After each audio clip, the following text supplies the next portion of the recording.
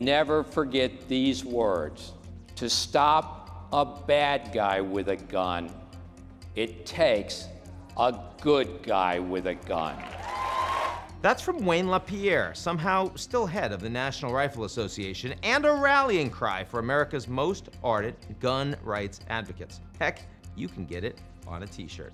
And while today's show isn't about gun control, there is a reason I'm bringing it up. The nuclear arms race that the United States kicked off in August 1945 with two mushroom clouds over Hiroshima and Nagasaki has always been rooted in this good guy with a nuke mentality. Every nation that has sought a nuclear weapon, from the United States to even North Korea, has claimed to be doing so in self-defense. And as long as the good guys could amass enough nuclear warheads to keep the bad guys in check, we all got to keep on keeping on.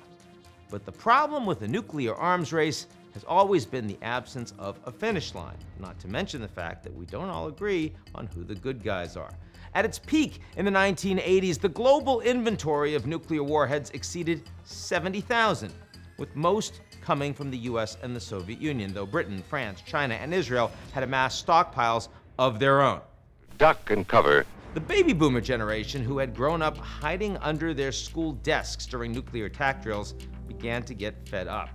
On June 12, 1982, upwards of 1 million demonstrators from every corner of the world gathered in New York City's Central Park to demand nuclear disarmament and an end to the Cold War arms race. It was the largest political protest in American history. And as one attendee explained to the New York Times, it's not just hippies and crazies anymore. It's everybody.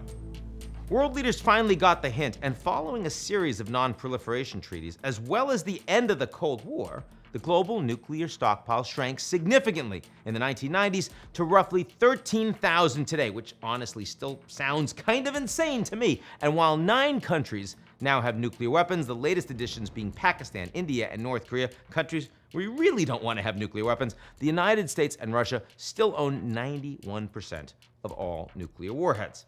Today, Americans often cite climate change as a greater man-made threat to the planet than nuclear warfare. And indeed, in a 2019 list of American fears from Chapman University, North Korea using nuclear weapons ranked 27th on things that worry us, behind oil spills, 19, high medical bills, 12, and air pollution, 6. Take that, Kim Jong-un. But in recent years, as nuclear disarmament worldwide has slowed to a crawl, world powers are engaging in yet another arms race.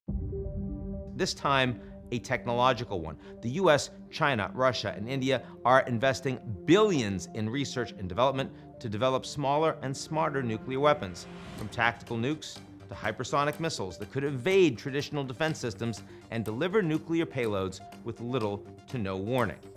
And then there's Iran, what we call a nuclear threshold state, inching ever closer to nuclear weapons of its own. And while its government recently announced that it was ready to revive diplomatic talks over its nuclear program, experts are skeptical that they mean it. And don't forget about the potential for a rogue terrorist group to get its hands on nuclear material, stuff not just for Hollywood.